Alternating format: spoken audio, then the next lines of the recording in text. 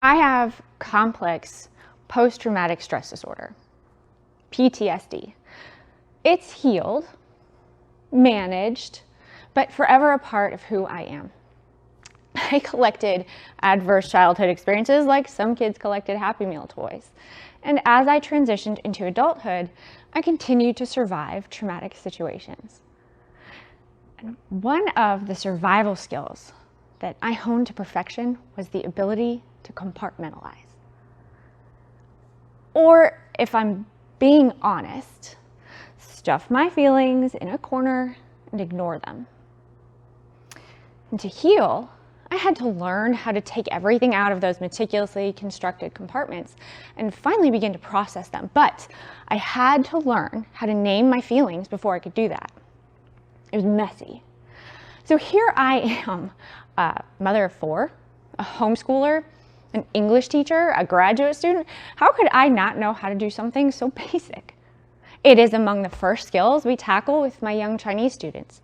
Letters, numbers, colors, feelings. I feel happy, or I am angry. The thing is, knowing the word for an emotion is not the same thing as assigning a name to a feeling. When you name something, you give it a voice. You acknowledge its existence, and that can be as terrifying as it is therapeutic for someone like me. So not only did I have to do the work of healing from my own trauma, I became hyper aware of the propensity for my children to develop unhealthy, avoidant habits as they navigated the stressful situations in their lives. My marriage problems, family strife, social and academic pressure, and now everything that goes along with living through a pandemic. I began to notice how much their moods and reactions were rooted in emotions that they felt, but had no tools to evaluate, discuss, or convey. What I needed, more than anything, was to teach these 4 small humans how to talk about their emotions so they don't end up like me, doing weekly arduous therapy to rewire their brains. What I needed was to teach them how to talk about their emotions, but more importantly, how to listen to them. Because really, every emotion has something to teach us. And let me tell you, when you ignore those feelings, it's asking for trouble. When we hide the emotions that are scary or just plain unpleasant, it can wreak havoc on our ability to assess new situations. We don't learn how to grieve properly. We minimize very real pain and then shame ourselves for being weak. We push people away, and we get into toxic relationships when we ignore our instincts. We fail to learn. We fail to grow. We just fail. According to Bessel van der Kolk, author of The Body Keeps the Score, the best way to keep a traumatic situation from growing into PTSD later is to process events and emotions quickly in a safe and understanding space. But we need to be able to talk specifically about our feelings in order to do that. Enter the emotion monsters. About 3 years ago, I told my kids the story that I'm about to tell you, and it has made a huge difference in our lives. I use it in our daily interactions, and I teach my friends to tell the story to their children as well. And I want to give you the opportunity to add it to your repertoire as well.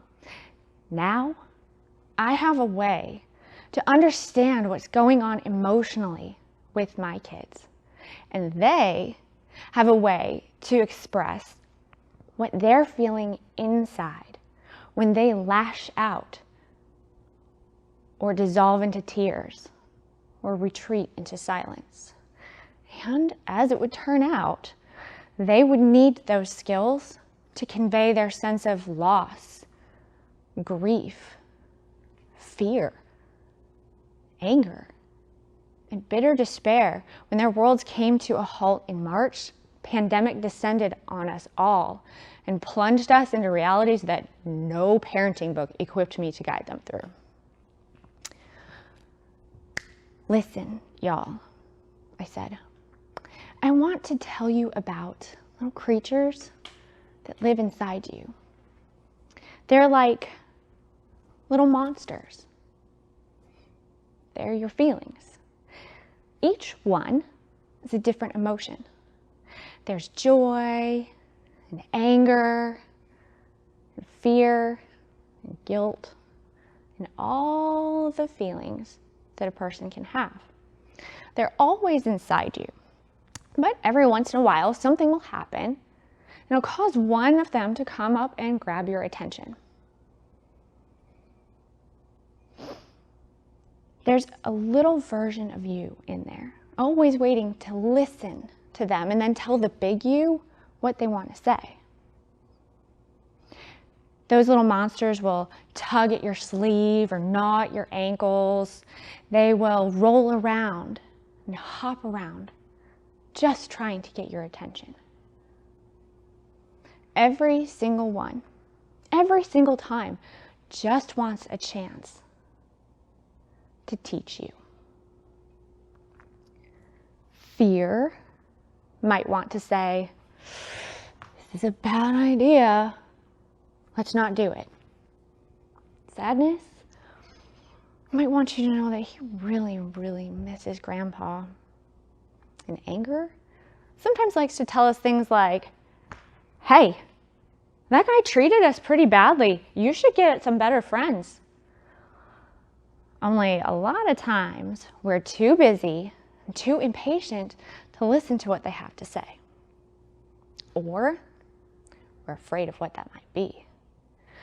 So we have a tendency to stuff those monsters into a box, cram it into a container, and then slam a lid on it, like I did. And then take that box and put it in a closet where we have stuffed countless other boxes containing countless other monsters. We slam the door and breathe a sigh of relief, because who wants to deal with all of that? They're just so needy. Ugh. Much better to lock them up, right? Except, what happens if one of those boxes isn't quite shut all the way? Maybe that monster is bigger than you thought. It's going to break free from its box and then go open as many other containers as it can. And now that closet is overflowing with rowdy, upset monsters who still have something to say to you. They are going to break free and rush over you in a flood of furry, confusing chaos. Now, what is big you doing while inside you is dealing with this? Well, that's where meltdowns and outbursts come from. You might lash out at someone or make a really bad decision, or you could shut down entirely. And of course, that's what happens. It is so frustrating and confusing trying to listen to all of those voices all at once. And now that they're out, you have two options. You can try and put them back in their boxes again, and that's even harder now. Or you can sit with each monster and listen to it like you should have to begin with. That means you have to do something called processing. You have to call each monster by name and address it. You have to allow your inside self to say, okay, anger, what has you so upset? And that's not always easy, so you can ask someone else for help. Mom, you can say, I think sadness is trying to tell me something, but I don't understand. And when you get through all of that, the monsters will go on their way, calm and at peace, and you will be too. So, how do we, as parents and educators, mentors, and caregivers, use that imagery to help our kids? Imagine a 3 to 5-year-old is terrified to use the bathroom at night.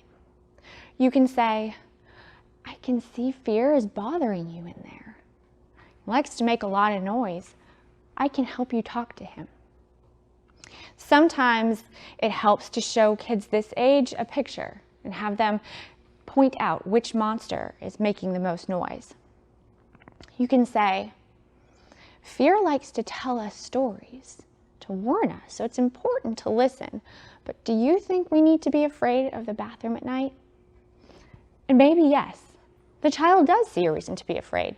So you can help them think of solutions, maybe a flashlight or a night light, a routine of checking the shadows.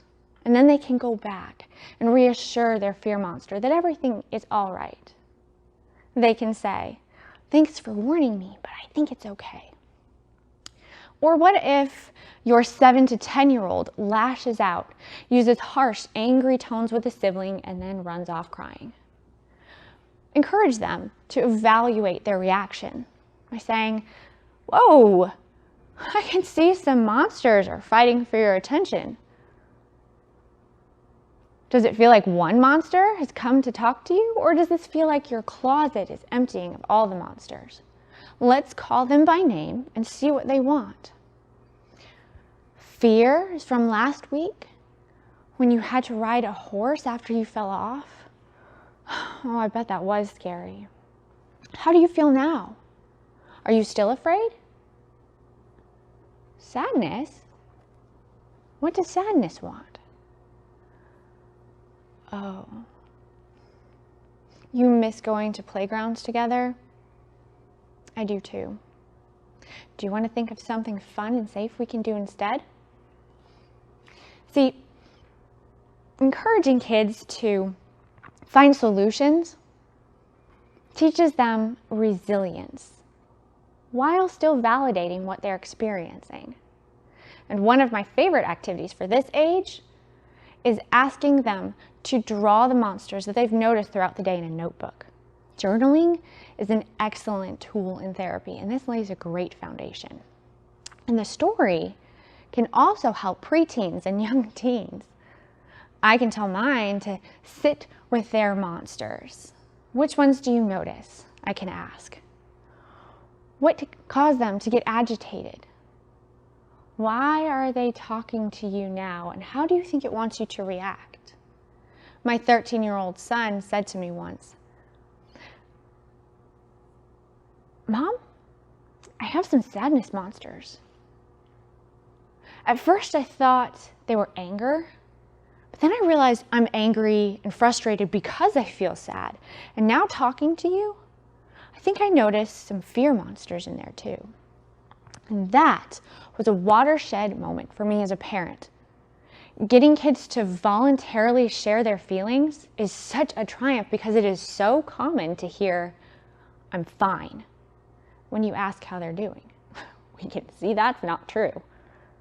But how often do we hear nothing as a response when we ask what's wrong, leaving that conversation stuck? And how often have we as adults hit roadblocks in our relationships in the form of nothing or fine? And how often have we felt stressed and overwhelmed and found ourselves taking our feelings out on our loved ones? When it comes to talking about our feelings, we fall short because we've never really learned to express that the stress we feel is actually a complex mixture of fears of failure or sadness, maybe a little anger. Learning to deconstruct our stress or the funk enables us to root out the individual emotions and begin to address each one in kind. Like with the monsters, sometimes it's enough to just name those feelings.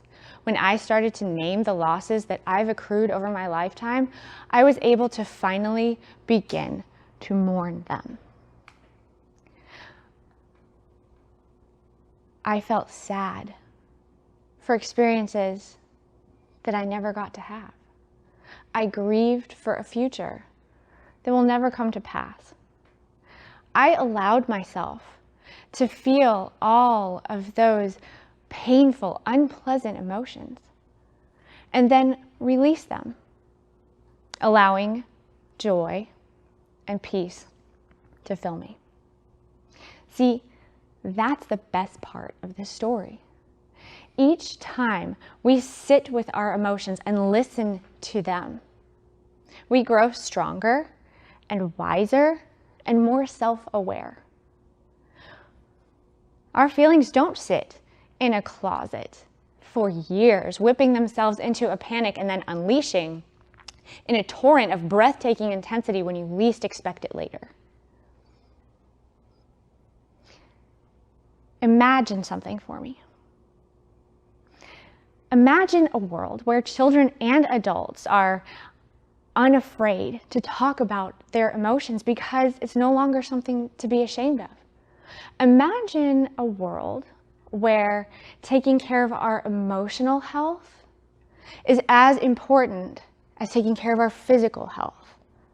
A free-flowing dialogue about mental health, where going to a therapist would be as normal as going to the dentist. Imagine teaching our kids that every emotion is valid and important, and helping them dialogue through those interactions. Imagine all the empty closets and dusty, discarded boxes, unused, because we've given kids the tools to evaluate their feelings, communicate around them, and process them in healthy, proactive ways.